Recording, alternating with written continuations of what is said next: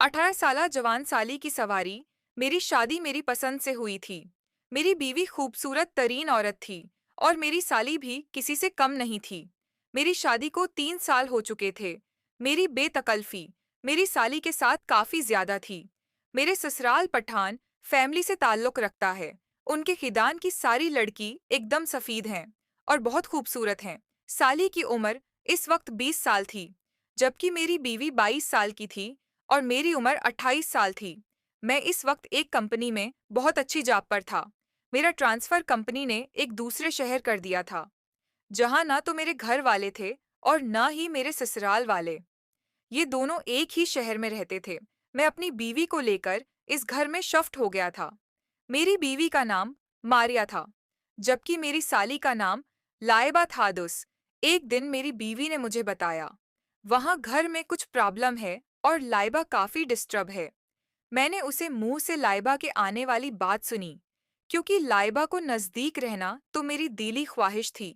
मैं उसको अपने करीब तो नहीं कर सकता था, मगर उसको अपने करीब तो रख सकता था। हाल की मेरी दिल में उसके साथ मोहब्बत लाइबा शदीद ख्वाहिश थी। वो एक ऐसी लड़की थी जिसमें प्यार कोट कोट कर भरा था। किस पागल का दिल नहीं चाहे कि उसके साथ मोहब्बत करे। मैं भी आखिर एक मर्द था। एक रोटी से पेट कहाँ पड़ता है। खैर, कुछ दिन बाद लाइबा हमारे घर आ गई। उसके चेहरे की अदासी मुझे कुछ अंदाजा तो ना हुआ, मगर ये समझ आके आके वाकई कुछ गड़बड़ है। खैर, लाइबा आ गई। अब उसे कुछ दिन यहाँ रहना था। वो मुझसे भी ज्यादा बातचीत नहीं कर रही थी। मैं आपको ये बताना भूल गया, मेरी बेवी अपना वक्त गुजारने के लिए एक स्कूल में पढ़ा रही थी। सारा दिन वो अकेली होती, तो उसने एक स्कूल में जॉब स्टार्ट कर दी। वो दिन में वापस घर आ जाती थी। खैर, लाइबा को रहते एक हफ्ता हो गया है। मैं और मेरी बीवीज को तकरीबन रोजाना ही बाहर ले जाते और रात को देर से वापस आते थे, ताकि लाइबा का दिल बहल जाए। मैंने अपनी बीवी से पूछा कि वजह क्या है जो लाइबा इतनी उदास और अपिस्ट है। तो मेरी बीवी ने बताया कि अब वो उसकी शादी उसकी मर्जी के खिलाफ चाहते हैं। वो किसी और लड़की में दिलचस्पी रखती है, जबकि वालिद उसके खिलाफ अपने दोस्त के बेटे से उसकी शादी चाहते हैं और उसके साथ जबरदस्ती कर रहे हैं। मैं यह सुनकर सोचने पड़ गए कि अब क्या क्या जाए। लाइबा तो किसी और में दिलचस्पी रखती है, वो तो कभी भी हाथ नहीं रखने देगी, और अगर उसने शोर मचा दिया तो मेरी तो जंगी तबाह हो जाएगी। मगर एक रात अचानक मेरे अंदाजा गलत साबित हो गए। मेरी बेवी उस रात मजे से मेरी साथ भरपूर नींद में थी। मुझे प्यास महसूस हुई तो मैं उठा और फरीज से पानी निकालने लगा, तो मालूम हुआ कि कमरे में रखे फरीज में एक भी बोतल ठंडे पानी की नहीं है। तो मैंने कमरे से बाहर जाकर फरीज से पानी पीना चाहा।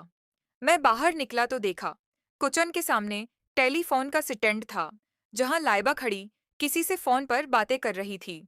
उसमें मुझे नहीं देखा था। मैं उससे उस्ता चलता हुआ किसी ने किसी चीज की ओर लेता लाइबा के नजदीक पहुंच गया। मैं ये देखकर हैरान रह गया।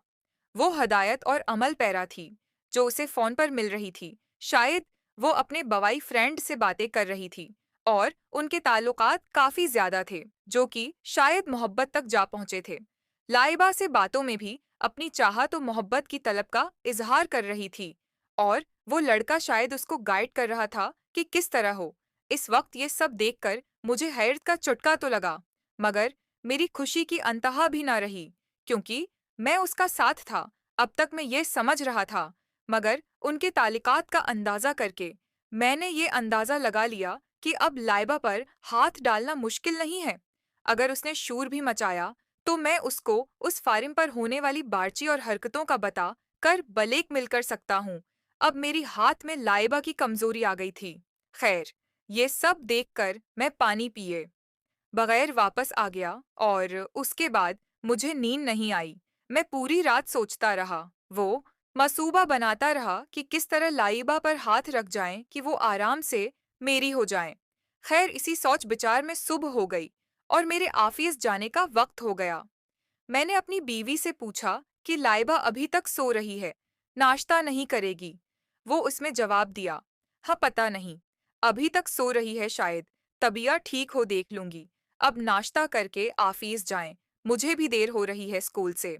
मैं उसकी बात सुनकर मेरे आफिस का नाश्ता लाइबा मसरूफ हो गया और थोड़ी देर बाद आफिस के लिए रवाना हो गया। आफिस में भी सारे दिन में सुबह ही बनाता रहा। फिर शाम को वापस आए तो मेरे बीवी मेले एक खुशखबरी लेकर बैठी थी। उसने बताया कि स्कूल में एक सेमिनार हो रहा है। उसको 2 दिन के लिए हेडक्वार्टर तलब किया गया है, जो दूसरे शहर में था। मैंने उसे कहा ठीक है, मैं ऑफिस में छुट्टियों के लिए अप्लाई कर देता हूँ, फिर साथ चलेंगे। उसने जवाब दिया नहीं, मुझे अकेले ही जाना होगा, किसी के साथ नहीं जा सकती, क्योंकि स्कॉल की और भी टीचर्स हैं जो जा रही हैं। सारा इंतजाम स्कॉल कर रहा है, हमारी रिहाइश व ट्रांसपोर्ट वगैरह का। यह सुनकर मैं तो खुशी का कोई तकाना न था। फिर मैंने कहा, मैं क्या घर में अकेला रहूंगा। उसने जवाब दिया, लाइबा है ना आपके साथ, और फिर मैं 2 दिन में वापस आ जाऊं। मैंने उदास होने की एक्टिंग करते हुए उसको इजाजत दी। फिर हम लोगों ने खाना खाए और सोने की तैयारी करने लगे। मैंने अपनी बीवी को अपने एतमाद में रखने के लिए उसे पूरी रात भरपूर एक्टिंग की। वो सुबह जब उठी तो बड़ी खुश थी कि उसको इतना प्यार करने वाला शवहर मिला है। खैर मेरी बीवी फटाफट, मेरी बीवी फटाफट, मेरी बीवी फुट। खैर मैं उसको नजरअंदाज करता रहा। फिर इसी तरह वक्त गुजरा और रात के रात खाने का वक्त हो गया। लाइबा ने बहुत अच्छा खाना बनाया था। मैं खाना इस दौरान खाने की तारीफ करता रहा। वो शुक्रिया अदा करके खामोशी से खाने में मसरूफ रही। खैर खाने वगैरह से फारिग होकर लाइबा तो बर्तन धोने चली गई और मैं चुप चुप अपने कमरे में चला गया। जैसे मुझे समझ नहीं आ रही थी लाइबा से किस तरह बात शुरू करूं। अभी सोचते कुछ देर ही गुजरी थी कि दरवाजे पर दस्तक हुई। मैंने बोला, आ जाओ। लाइबा अंदर आ गई। मैंने कहा, क्या हुआ, ठीक कहो। वो खामोशी से मेरी सामने पेड़गी और कुछ न बोली। मैंने सो पूछा, क्या हुआ लाइबा, बताओ क्या बात है, तुम परेशान क्यों लग रही हो। फिर मुझे वो बिल्कुल अकदम से रोना शुरू हो गई। मैं उठा और उसकी नजदीक किया और उसको तसल्ली देने लगा। कुछ देर होने के बाद वो चौप हुई तो फिर अपनी कहानी सुनाना शुरू कर दी।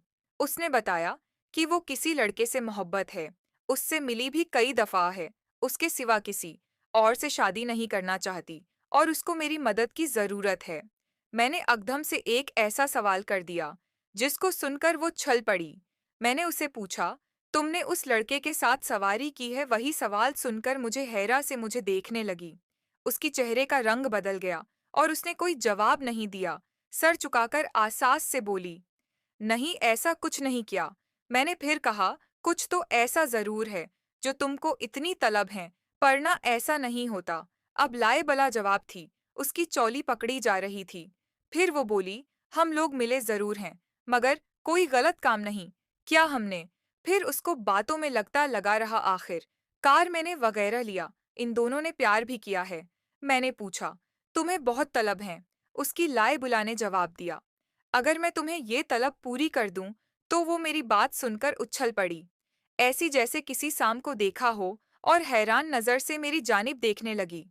फिर मैंने उसको बातों में लगाया और यह समझाने की कोशिश की कि देखो, तुम भी जवान हो, मैं भी, मुझे भी मोहब्बत की जरूरत है, और तुम्हें भी, तुम उसके बगैर नहीं रह सकती। मैं अपनी बीवी के बगैर नहीं रह सकता। आज की रात हम दोनों अपनी जरूरत पूरी कर सकते हैं, अगर तुम चाहो, और किसी को पता भी नहीं चलेगा। वो पट्टी पट्टी नजर से मुझे देखती रही और कुछ न बोली। फिर मैंने दोबारा यही सवाल किया, मगर उसने कोई जवाब नहीं दिया। मुझ सर झुकाकर बैठी रही। मैं उसके पास से उठा हो कहा, तुम अपने कमरे में जाओ और सोचो, फिर अगर तुम लाजी हो तो आ जाना, वापस नहीं तो समझ नहीं, हमारे दरमियान कोई बात नहीं हुई। ये कहकर मैं अपने बेड पर बैठ गया।